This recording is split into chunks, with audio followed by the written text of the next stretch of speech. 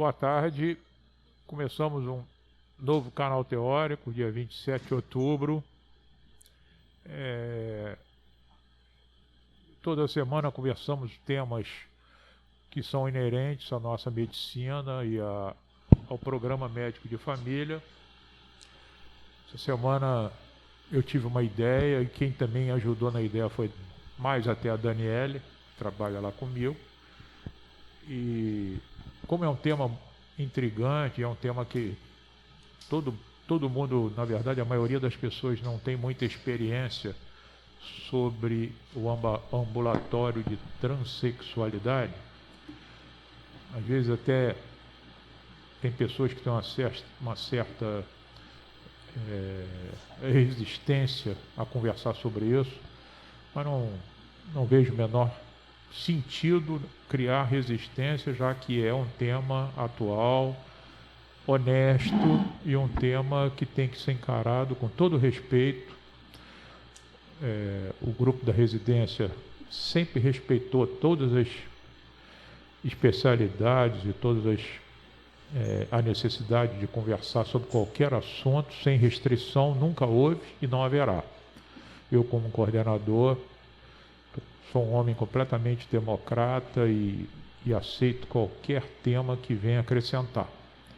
Então, como eu achei que a pessoa mais experiente para falar com a gente sobre a experiência dela no ambulatório de transexualidade, que é a nossa residente Luísa, convidei ela para ela colocar para a gente o como ela conduziu, ou como ela aceitou esse desafio. Não que os outros não tivessem passado, mas os outros passaram de um modo mais rápido, e outros aqui até nem passaram ainda, mas a Luísa, além de passar, ficou contribuindo, porque infelizmente o nosso médico clínico adoeceu, teve uma doença grave, foi operado e ficou afastado do ambulatório, e Luísa assumiu esse ambulatório. Então, não é que a Luísa saiba mais ou saiba menos, mas ela vivenciou o ambulatório de transexualidade mais de perto e com uma rotina maior do que todos os outros. Posso estar falando uma besteira, mas eu acho que a verdade é essa. Eu não poderia deixar de agradecê-la a gentileza de falar sobre o assunto, também agradecê-la de substituir esse médico. Ela não ganhou nada para isso, ela não recebeu nenhum plus para fazer isso, foi uma coisa pessoal dela. Então eu tenho que, de público, agradecer a Luísa de ter colaborado com a gente nesse ambulatório. Acho que o doutor, felizmente, se curou e parece que retornou ao ambulatório e assumiu o trabalho dele também. O doutor Daniel já esteve aqui, a gente ficou muito satisfeito com a melhora dele. E aí eu trouxe a doutora Luísa para falar um pouquinho o que ela viu, o que ela sentiu e o que ela pode mostrar para a gente como experiência no ambulatório de transexualidade. Muito obrigado a ela. Vamos ouvir a doutora Luísa. Primeira coisa que a gente tem que começar a falar, quando a gente fala de ambulatório de trans, é definir algumas questões, senão a gente não consegue entrar no ambulatório de trans. Então, a gente começa falando de identidade de gênero, né? Cisgênero, transgênero. Cisgênero é aquela pessoa que se adequa àquela expressão de gênero. É a identidade de gênero e corpo. A identidade normativa. Eu nasci, eu tenho pênis, então eu sou um menino, eu sou heterossexual, eu reconheço esse meu corpo, então eu sou cisgênero. As pessoas falam que seriam as pessoas adequadas. E transgênero são aquelas pessoas que não se identificam com o seu gênero atribuído ao nascimento. Ele não se identifica com o corpo dele de nascimento. Ele nasce com um pênis, mas ele não se identifica com esse corpo dele. E aí, isso fui eu lendo um pouco até para poder apresentar. Erradamente falariam de população desviante. O não binário nada mais é do que aquele que não se identifica nem com o masculino, nem com o feminino. Hoje se usa, está tentando usar o termo, a letra E, para se referir a essas pessoas. Já foi arroba, agora é. Sempre uma forma de identificar, uma forma da gente conseguir se referir a essas pessoas com respeito. E aí, outra questão que não tem nada a ver é a sua orientação sexual. É por quem você tem atração sexual, é por quem você quer ter a sua vida afetiva, amorosa, com quem você quer se relacionar sexualmente. Então, orientação sexual não tem relação com identidade de gênero, apesar de tudo caminhar junto, mas são coisas diferentes. Uma pessoa trans ou uma pessoa cis, ela pode ser heterossexual, ela pode ser homossexual, assexual, bissexual ou até pansexual. Ambulatório trans, coisas que eu vivenciei lá. Primeira coisa que é um ambulatório de porta aberta. Ao contrário dos outros ambulatórios que a gente tem que fazer encaminhamento, regular a vaga para marcação, o ambulatório de trans ele não tem que ter uma regulação de vaga. São duas formas de marcação. A marcação por telefone, que pelo que eu entendi, é muito difícil, os usuários não conseguem marcar consulta por telefone, então acaba que a marcação é no local. O ambulatório trans funciona toda quarta-feira, aqui no prédio da PESP, onde a gente tem a aula. Então, as pessoas vêm quarta-feira de manhã, elas ou vão ter o primeiro atendimento pelo assistente social ou pelo psicólogo, e aí elas já vão ser acolhidas. Uma coisa que é importante, gente, isso é autodeclarado. Não existe teste para dizer se uma pessoa é trans ou não. A pessoa simplesmente diz que ela é trans e ela vai ser acolhida nesse ambulatório. O ambulatório atende a população de Niterói e a população do estado. Eu vi pessoas de Petrópolis, eu vi pessoas de São Gonçalo, Caxias, Pati do Alferes. Até onde eu sei, a verba é municipal, mas atende todo o estado. E não tem uma divisão de vagas, como é verba municipal, então a gente tem vaga para Niterói. Não, vaga para todo mundo.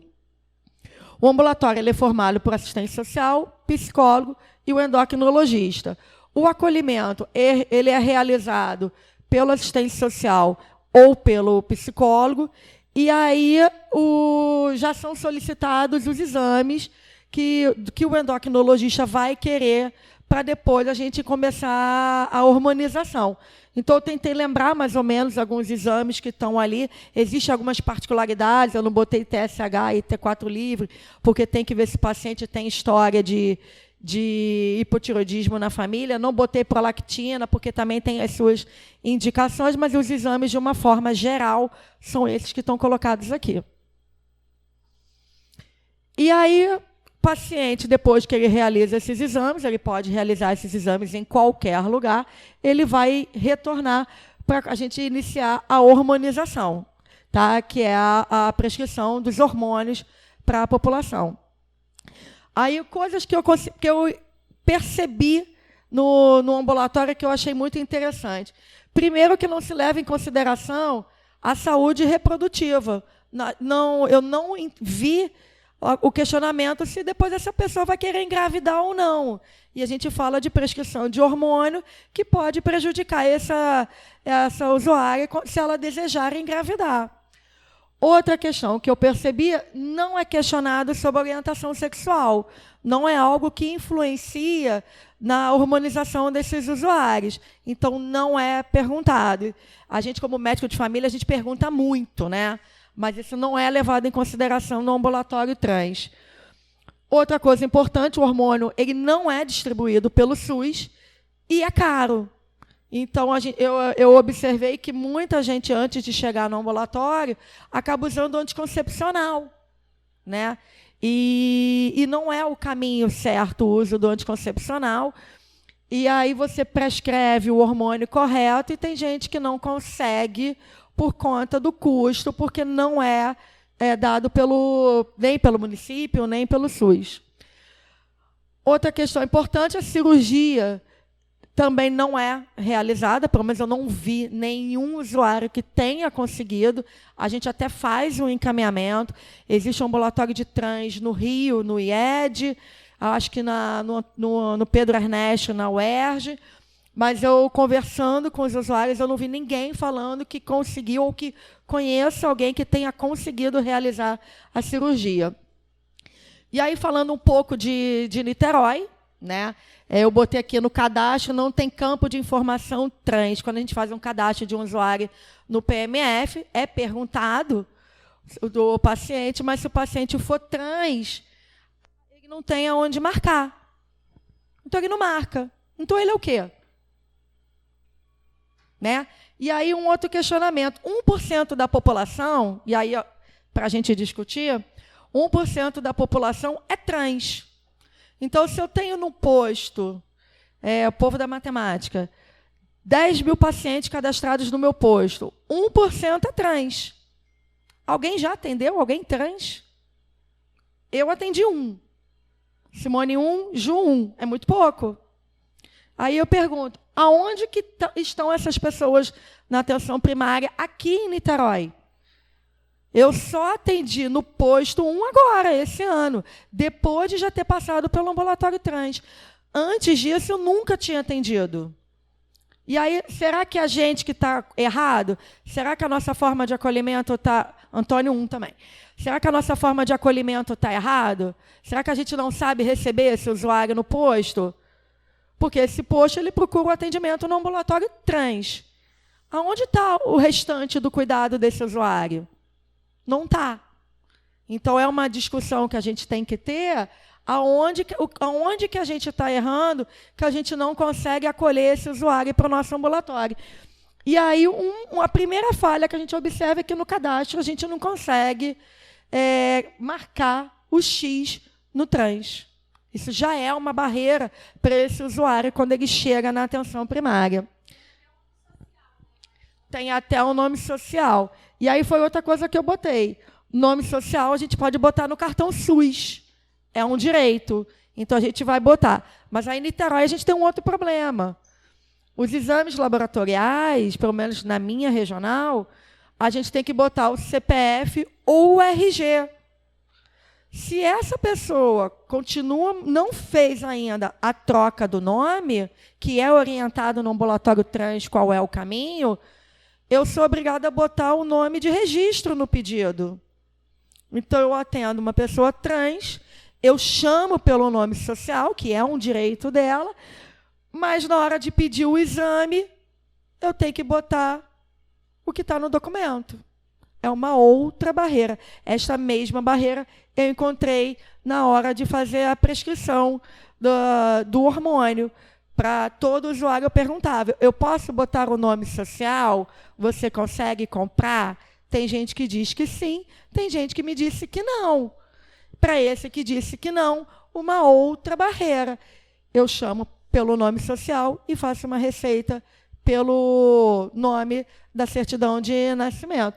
Isso a gente pode achar que não é nada, mas isso é uma grande barreira que a gente está botando para esse nosso usuário. E aí, coisas que eu observei no ambulatório. São pessoas extremamente discriminadas.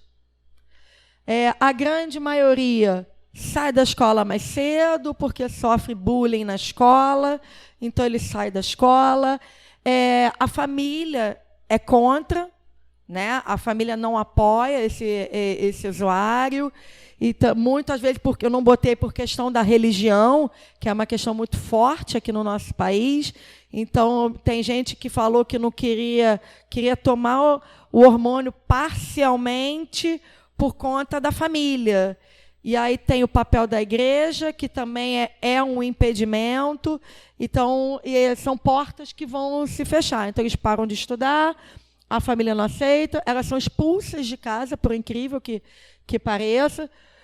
O caminho que, às vezes, eles encontram para trabalhar é na prostituição. E aí, quando a gente fala de prostituição, a gente fala de IST, a gente fala de violência. E aí o Brasil é o país que mais mata a população trans no mundo. É uma vergonha, mas é um fato. É um país homofóbico, é um país preconceituoso e é o país que mais mata a população trans no mundo. Então, e aí as histórias que a gente escuta no ambulatório é gente que falou que não quer trocar o nome porque a família é contra. Eu quero usar o hormônio, mas eu não quero usar o hormônio porque se eu mudar as minhas características, a minha família é contra. E é até importante que eu não falei, eu tinha botado, antes da gente iniciar a hormonização, esse usuário ele assina um termo de consentimento. É uma pena que eu não trouxe, porque eu não achei, porque eu ia botar aqui. Nesse termo de consentimento vem explicado mudanças que podem ser provisórias e mudanças permanentes. E que é importante que as pessoas leiam antes, elas assinam com o nome de registro, o nome social, e depois o carimbo do médico, para que elas saibam as mudanças que vão acontecer. Então, assim, a minha ideia hoje era falar um pouco do ambulatório e deixar essa discussão. Primeiro, aonde estão essas pessoas que a gente não está atendendo na atenção primária? Aonde está o erro? E a gente tentar entender a vivência dessas pessoas, discriminadas desde a porta de casa. Eu tive a chance de passar pela residência, no ambulatório, com a ausência do médico, eu fiquei ajudando. A gente não vive só de história triste. Eu peguei uma história, depois Juliana e Simone, eu carreguei para o ambulatório, elas ficaram comigo lá, e a gente pegou a história de uma menina que estava com o pai. E a gente ficou muito feliz até no dia. O pai foi a única vez que eu vi um pai ou uma mãe no ambulatório. O pai estava lá, apoiando ao lado da filha, para fazer a hormonização, porque ele é pai dela, ele é mãe. Ele não vai deixar de ser pai, porque é uma questão de identidade de gênero. Mas foi, acho que, a única história boa, eu acho que eu vi. Simone lembrou de outra. Uma mulher trans, isso. Uma mulher trans que é diabética, eu acho que era diabética, ou colesterol alto, estava com a parceira e os exames estavam alterados, era já um relacionamento antigo, os filhos apoiando essa mulher trans. E aí era com muito medo, porque os exames se emocionaram na consulta com a gente, até é verdade. Muito. Muito. Mas eu acho que basicamente era isso, né? A maioria fala muito da falta de apoio da família, da falta de apoio da escola. Muitos acabam descobrindo um ambulatório, apesar de toda a unidade de saúde do médico de família ter um cartaz, eles acabam descobrindo o ambulatório através de rede social ou através de grupos, de ONGs, aí eles acabam chegando aqui no ambulatório. E é isso, acho que eu deixei esse aqui para o final, porque acho que a gente tem que pensar sobre isso, né? Aonde que a gente está errando? No acolhimento, aonde que a gente está errando, porque ninguém deve passar por isso, e a percepção do ambulatório é que as pessoas sofrem muito. Primeiro contra a família, a igreja, pessoas próximas, e aí depois a gente na unidade básica, que também não sabe acolher. Era isso. Não sabíamos nem que existia o ambulatório e como chegar ao ambulatório. Assim, eu descobri na residência que era um encaminhamento ou uma ligação que a gente faria, né? A gente acha que... A gente não sabia. Eu não sabia. Eu descobri... Não quero ficar, não. Eu descobri na residência que existia o ambulatório trans e que, para a gente chegar nele, era só fazer uma ligação, fazer um contato ou mandar a pessoa chegar aqui para marcar naquele dia. E aí, quando a gente começa a tomar conhecimento disso, a gente já consegue atender melhor os nossos usuários e eles vão chegar na gente mesmo. Eles não vão... Nós somos a porta de entrada, então a gente tem que ter um olhar para essa população também. Eu atendi esse menino que eu mandei para cá, eu não sei nem se ele já foi atendido. Ele chegou, veio na consulta, não quis que a avó levou, marcou um monte de vezes, um monte de remarcação, mas quando ele conseguiu chegar, eu falei assim, não, pode entrar sozinho, não precisa entrar com a sua avó. E ele falou, eu quero fazer hormonização. E aí Luísa já estava no ambulatório, a gente já pediu os exames, e ele já veio com tudo pronto na mão. Então, é importante que a ponta saiba e o paciente já chega com o exame pronto, com tudo pronto, para já poder dar início ao atendimento dele e o processo.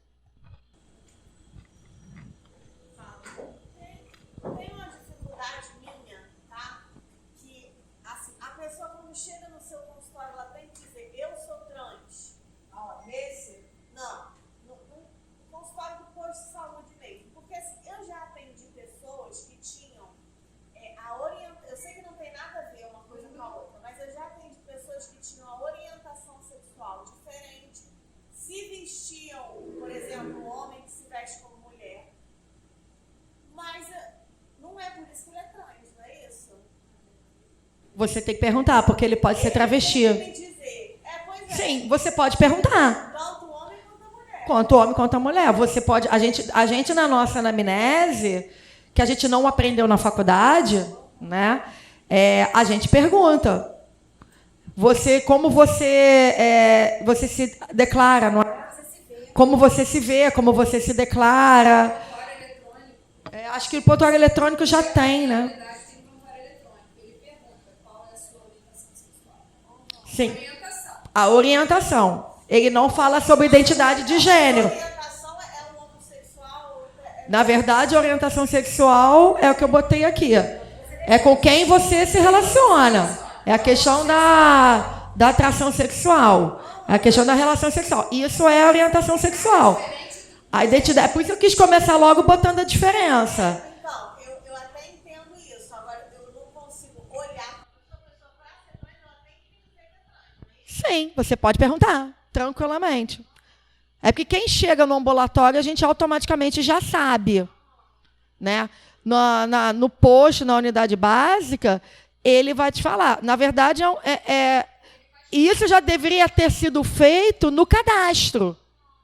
Porque quando a gente vai cadastrar, que a gente vai botar o nome ou vai botar o nome social, no cadastro você já vai saber. O prontuário já tem que ser feito com o nome do usuário social. Lá no Rio tinha muito isso, eu trabalhei na Lapa, lá tinha muita gente com troca de nome social.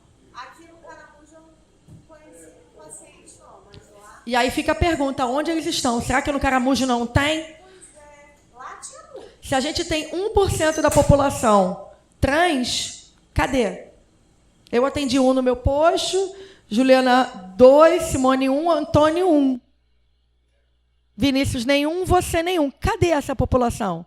É aí que a gente tem que se perguntar. É erro nosso de acolhimento? E essa pessoa vê uma barreira? Ela não vê a atenção primária como uma porta de entrada para ela? Será que para essa pessoa a gente é uma barreira? Será que é a gente que não está sabendo acolher? Será que não é necessário um treinamento? Uma capacitação dos profissionais de atenção primária para que a gente saiba receber e que a gente possa acolher de forma correta? Porque talvez essas pessoas não estejam no nosso posto porque a gente não sabe receber. Porque muitos que vieram no ambulatório, a gente pergunta onde mora. A gente faz uma anamnese normal. E aí umas coisas interessantes que eu percebi ali, eu vi do assistente social, eu vi do psicólogo, eles perguntam qual o seu sonho. A gente não pergunta isso, né? Qual o seu sonho? E aí é a parte que eu ouvi. Meu sonho é dormir e acordar com um outro corpo. Meu sonho é minha família me aceitar. Então, aí eu pergunto, aonde que a gente não está fazendo o nosso trabalho? Porque eles estão aí. Aonde? Na sua experiência no ambulatório, você vê muitos querendo fazer a ressignificação. Muitos, mas não é a questão mais importante discutida no ambulatório. Mas se pergunta se eles querem. Pelo que eu percebi, muitos dizem que sim, mas muitos dizem que não tem, não sabem aonde. Mas eles, pelo que eu percebi, eles se incomodam mais com a mama.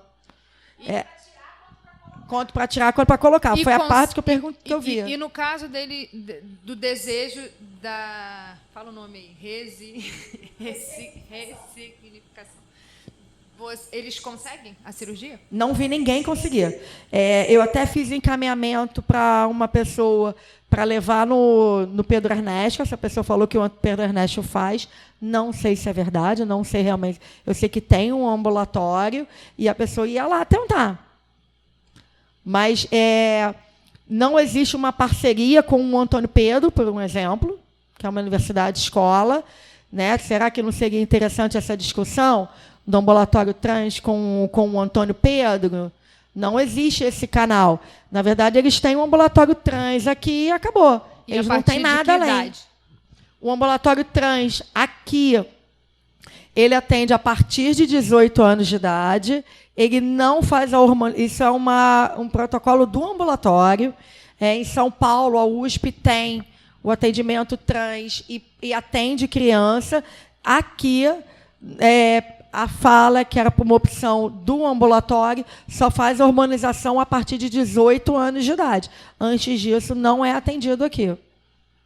Eu não vi ninguém menor de idade no ambulatório. Então, bate realmente com que a fala que foi feita para mim, que só atende de 18 para cima. Eu acho que assim, a gente até tem dificuldade em paciente, em adolescente. Eu atendi uma menina de 16 anos, que se reconhecia como menino. Ela foi na unidade, a mãe não aceitava. Aí eu consegui atender uma vez sem a mãe, conversei. Ela disse que tinha o desejo de fazer a hormonização, aí a gente conversou a questão da idade e tudo. Ela pediu para trocar o nome, botar o nome social no prontuário, a gente colocou. E aí, num outro dia, quando eu chamei pelo nome social, ela não levantou. Ela continua sentada. Eu chamei 3 vezes, aí eu me dirigi até a ela com muita vergonha, veio comigo, aí eu perguntei, falei, o que aconteceu? Você que pediu para chamar pelo nome social. Ela, não, porque a amiga da minha avó estava sentada na sala de espera. E a minha avó não entende. Então, eu quero que vocês... Eu agradeço muito que vocês tenham me chamado pelo nome social. Eu fiquei muito feliz porque eu fui bem recebida aqui, mas eu quero voltar a ser chamada pelo nome de menina em respeito à minha avó. Que a gente presenciou isso no ambulatório. E a gente vê isso, como é que assim eles ficam confusos. E assim, a gente tem até dificuldade de ter um acompanhamento psicológico para isso, específico para isso. Porque é uma menina de 16 anos que ainda está naquela dúvida, a família não aceita, tinha a questão da avó, dos vizinhos.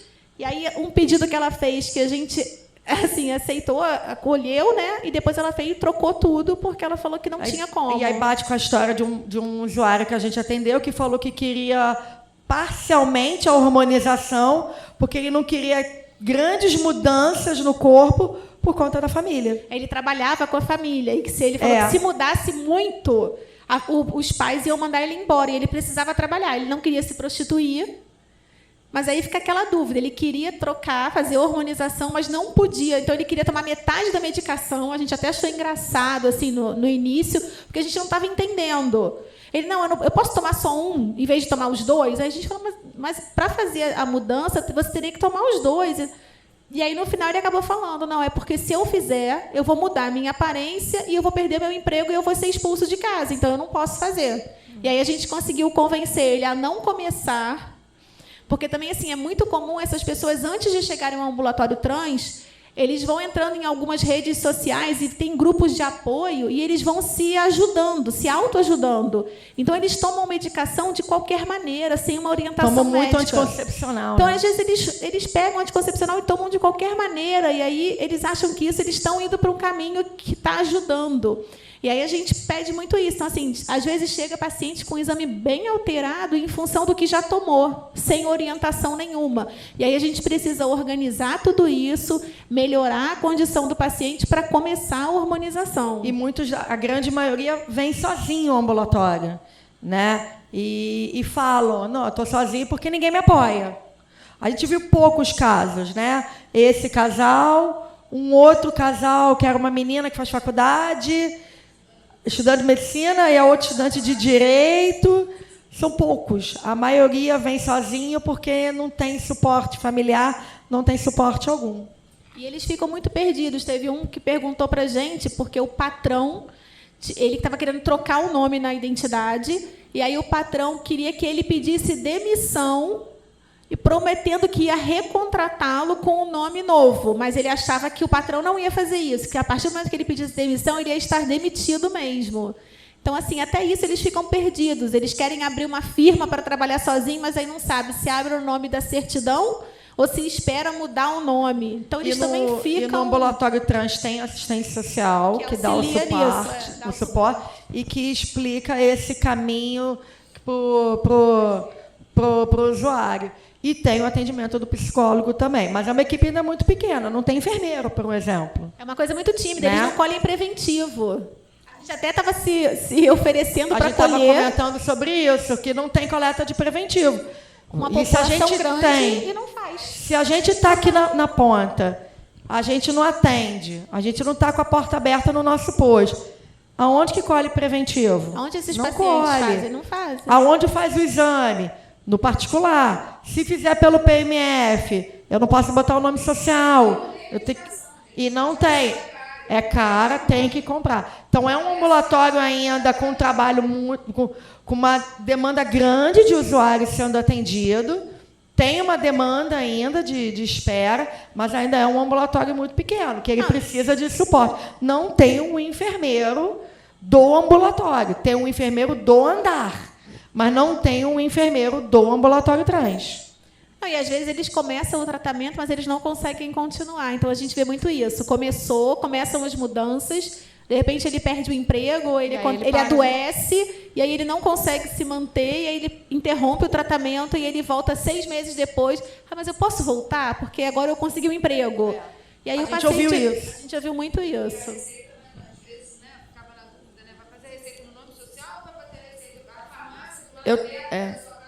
Porque a farmácia pede o documento. Então, se não bater o nome que está na receita com o documento, eles não vendem. Só que algumas farmácias já entendem que existe o nome social, outras não entendem. Então, a gente sempre questionava isso. Na farmácia que você costuma comprar, a gente pode botar o nome social ou tem que ser o nome do documento? E aí cada um falava uma coisa diferente. Fala de uma coisa. Então, para todo mundo, a gente tinha que perguntar. Mas é um ambulatório que eu acho que todo mundo deveria rodar. Todo mundo. Cobra em Jefferson. A gente aprende muito. Pode cobrar. Cobra Jefferson. É vale muito a pena. legal, é muito legal. A gente aprende muito. Só o fato de você estar escutando as histórias, de você estar dividindo essas experiências que eles têm, ajuda muito para a gente poder saber como receber. Você não vai perguntar, você é trans, mas quando você atende um paciente que ele chega, ou ele falta várias vezes, marca, remarca, você tem que saber que está faltando tem alguma coisa ali. O fato dele ter marcado e ter faltado 3, 4 vezes, às vezes ele não está com coragem de ir, ou ele está com medo de alguém falar alguma coisa. É a falha do nosso acolhimento. Então, geralmente, quando eu atendo, eu falo, oi, tudo bom? Boa tarde. A gente evita falar se é feminino ou masculino, então a gente usa no geral. O que eu posso te ajudar? Aí, às vezes, fala, quero fazer um exame. Mas você está bem? Está feliz? Como é que está a sua vida? Está dormindo bem? E o trabalho? Quando você começa a questionar, às vezes eles começam a falar. E aí, sem querer, ele começa a falar, e aí você vai por aquele caminho, e aí você consegue descobrir. Na ponta, é muito difícil o paciente já chegar falando assim. É mais difícil. Mas, assim, eu acho que assim, me ajudou muito a abrir o que eu ia perguntar. Eu tinha muita dificuldade disso, a gente separar o que é gênero e o que é orientação sexual. Isso faz, para eles, não tem ligação. E a gente acha que isso caminha junto. Então, isso, para mim, foi uma grande descoberta também. É tudo como ele se reconhece, como ele quer ser tratado, é um direito dele. Ele quer ser reconhecido como uma pessoa. Imagina você não ser reconhecida. As pessoas não falarem com você, não se referirem a você, você está sempre de fora. Então, assim, é um sofrimento muito grande. E que a gente precisa abrir o olho para isso. A gente precisa saber reconhecer, identificar, procurar dentro da comunidade. Porque, às vezes, um ACS sabe, aquela pessoa é estranha, aquela pessoa é diferente, aquela pessoa tem alguma coisa. E, às vezes, não é isso. É porque ela está muito inibida, ela não sabe como chegar. E aí, se você tenta se aproximar, você deixa uma porta aberta, você conversa, passa um dia na casa, conversa, fala alguma coisa, entendeu? Às vezes, a pessoa vai se chegando. Aos poucos, mas ela vai conseguindo se chegar. Então, foi muito legal. Foi uma experiência muito legal.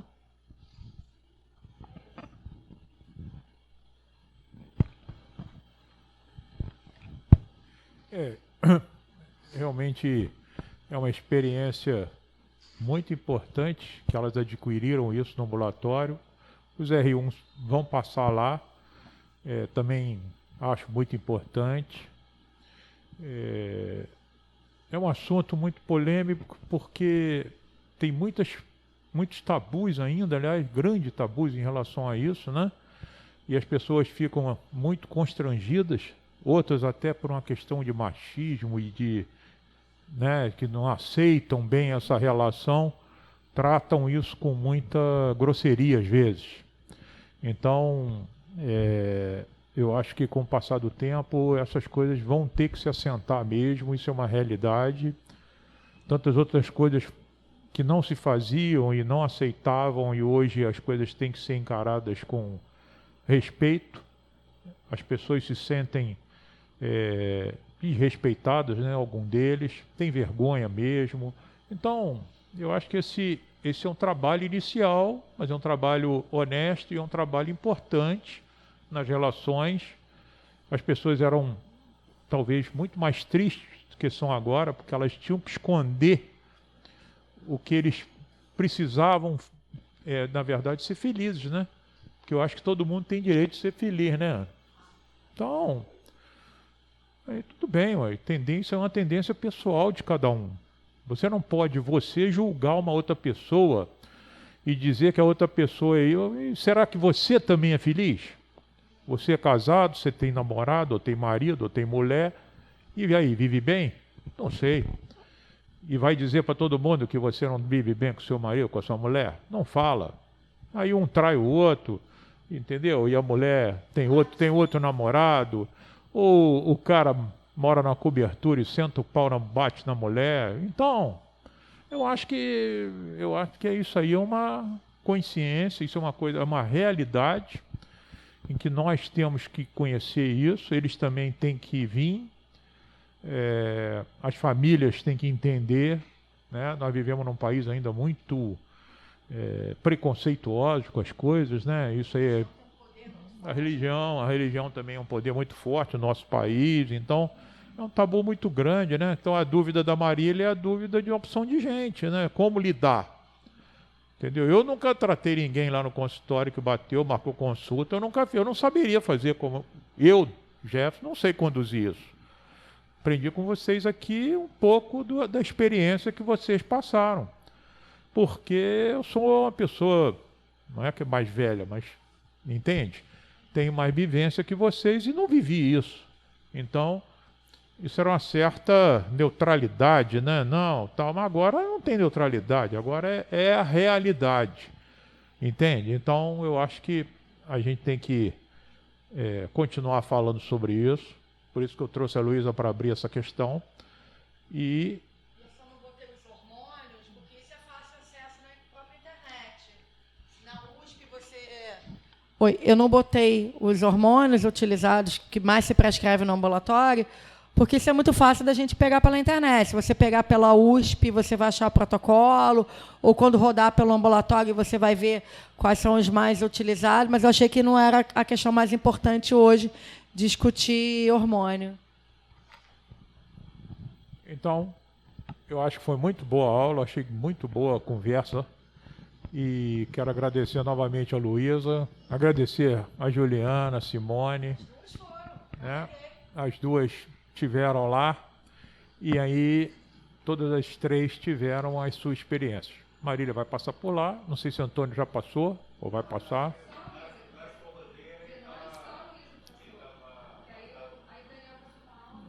Então, vamos ver se Antônio consegue, né, Antônio? Porque ano que vem o Antônio está jogando o chapéu, né? Já está acabando a sua residência.